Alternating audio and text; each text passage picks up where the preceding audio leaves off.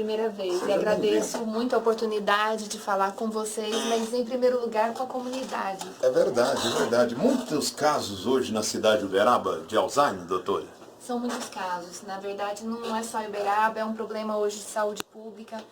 Vivemos uma incidência muito alta de demências no geral e, em especial, demência de Alzheimer, que é a mais frequente. E hoje me conte o seguinte, às 19h30, 7h30 da noite, na Biblioteca Municipal, qual o tema que a senhora vai apresentar, abordar para os participantes lá? Me dá uma explanada resumidamente aí, até para quem está ouvindo em casa, está na região, poder entender um pouco mais desta enfermidade.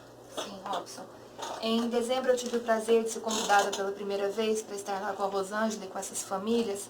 E nessa oportunidade eu vi que eu levei uma série de planos para trabalhar com eles e as dúvidas eram muitas. Sim. Então, naquela situação, eu mudei o projeto do que eu ia falar com as famílias e explanar um pouco sobre as questões neurofisiológicas, funcionais do Alzheimer e modifiquei. Eu fui atender às dúvidas dessas pessoas. Certo. Então, eu preparei para hoje algo que ia mais de encontro àquilo que eles me colocaram.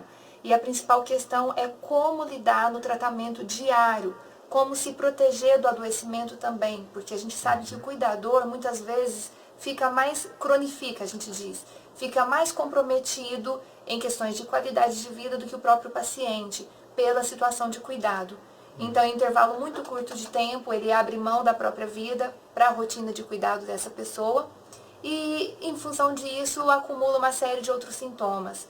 Vários sintomas físicos, mas com muita predominância, depressão, ansiedade. Quem está cuidando? Quem está cuidando. Ah, é? Isolamento social. A pessoa que está cuidando, ela começa a criar um problema para ela, então. Exatamente. Se ela não estiver preparada, ela vai adoecer. Se ela não entender que ela também merece cuidados, que ela também merece ser acolhida, também merece dividir, compartilhar com pessoas, inclusive esse cuidado para que não se sobrecarregue, ela se compromete muito gravemente. Em família é bom ter um rodízio, então, dos familiares. Olha, dia tal eu cuido da mamãe, do papai, do vovô, do titio, quem for.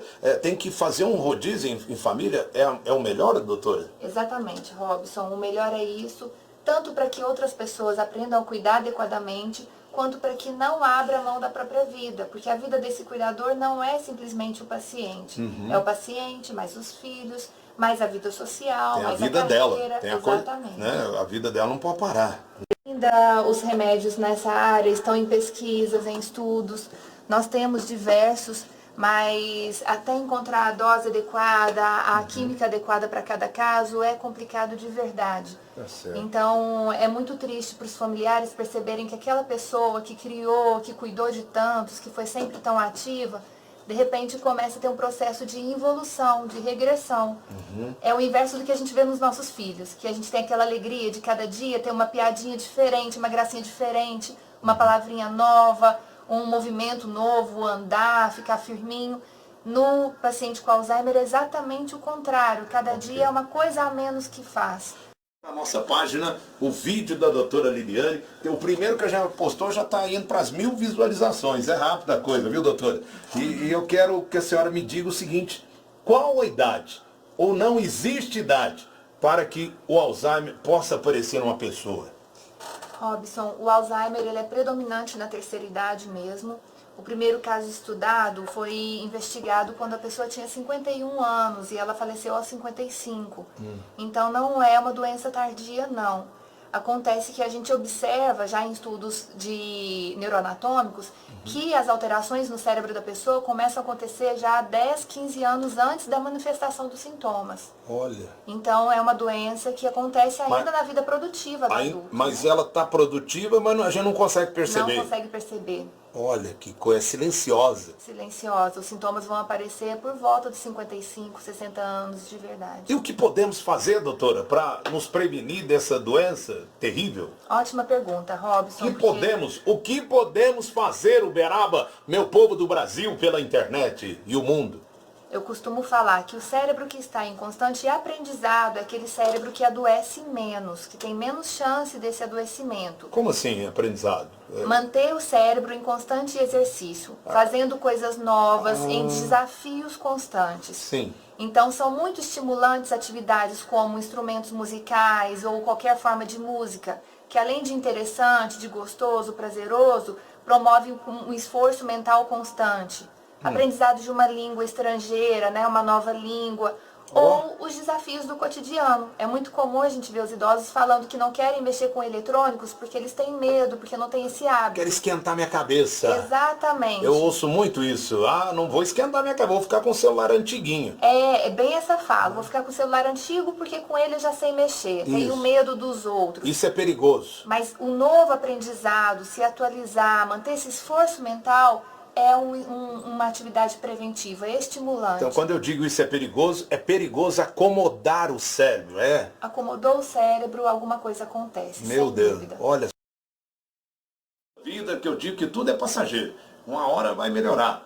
E mais nada melhor do que manter o equilíbrio, manter a cabeça boa. Eu sou uma pessoa que acredito muito na força do pensamento positivo, na positividade, porque ali dentro da positividade, do pensamento positivo, está a fé, independente da religião.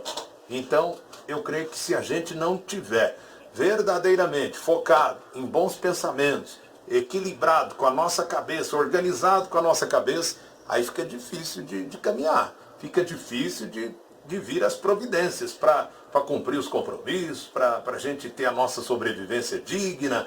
Aí só vai afundando, se a pessoa ficar pensando só em coisa ruim, só ruim. Aí vem aquela tristeza, que a vontade, hoje não estou querendo ir nem trabalhar, não quero nem abrir minha loja hoje. Meu Deus, o gerente do banco vai me ligar. E aí, doutora? Sem dúvida, Robson, fica pesado demais para todos nós, né?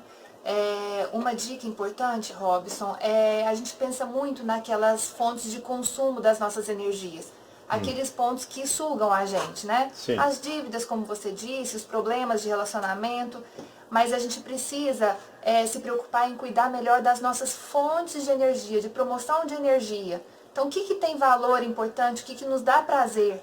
O relacionamento com os filhos, as atividades de lazer, a gente priorizar isso na nossa vida. Então, se nós temos fontes pesadas que nos esgotam, a gente tem que fazer com que aquelas que nos nutrem de energia, nos nutrem de prazer, de satisfação, sejam mais fortes do que essas negativas, Robson. Sim. Se esse saldo for positivo, mais produção do que consumo de energia, de sentimento, aí a gente consegue ser otimista. Agora, se o negativo sempre é maior, se ele sempre predomina, a gente não consegue não.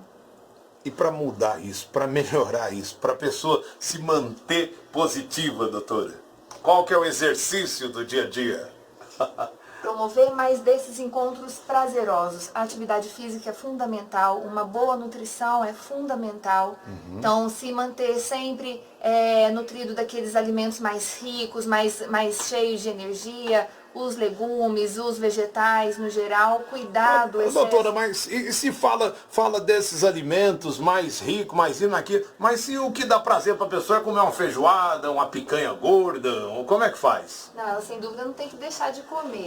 Bom. Não, sem dúvida não. Mas bom. no dia a dia tem uma rotina mais disciplinada, mais regrada para todo o funcionamento do corpo. Tanto em atividade física, quanto em dormir bem. Dormir sono importante. adequado, sem dúvida. Olha só. Quanto à nutrição, fornecer para o organismo o que ele precisa para funcionar bem.